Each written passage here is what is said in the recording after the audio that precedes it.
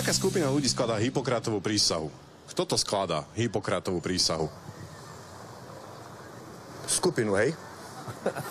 Čo ja viem. Poslanci môžu skladať.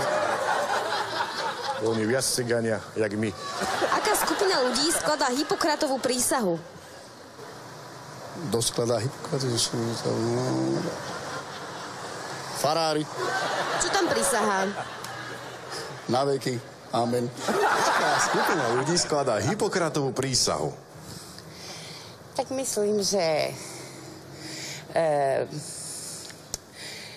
lekári a v armáde potom sú policajti. Lekári v armáde. Čo ešte môže byť? Ja znam, či aj hasiči. To vám nepoviem. No. Prečo taký hasič skladá Hippokratovú prísahu? No, asi za to, že tiež pomáha ľuďom a musí chrániť majetok a ľudí, nie? Tá Hippokratová prísaha o čom je teda?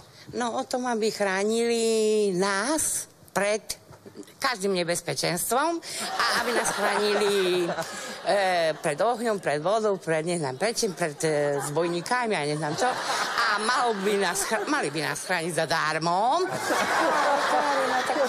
Každý si vezme aj bokom, keď mu dajú. Ale my ľudia sme tomu na chybe, lebo keby nedal jeden, druhý, tretí, tak by nezobrali, bo by nemali čo. No. A keď im dávame, by boli sprostí, keby ste to nezobrali. No. Aká skupina ľudí skladá Hippokratovú prísahu? Myslím, že doktori, keď absolvujú lekárskú fakultu, takže mladí doktori, na konci školy. Aká skupina ľudí skladá Hippokratovú prísahu? Policajti. Poznáte nejakého takého policajta, čo zložil Hippokratovú prísahu? Áno. Poznám. Kde? Koho? Áno. Tu, Kolárové. Čo majú v tej prísahe určené? Aby čo robili? Pomáhali, chránili. Koho chránia? Komu pomáhajú? Fakabundom. Aká skupina ľudí skladá Hippokratovú prísahu? Lekári. Aká skupina ľudí skladá Hippokratovú prísahu? Hippokrat, to boli matematici. Čo tú prísahu matematici skladajú, lebo? Lebo vymysleli tú poučku, že teleso je ponorené do vody a je namakované vlastnou ťažou. To je jedna z tých poučiek. Aká skupina ľudí skladá Hippokratovú prísahu?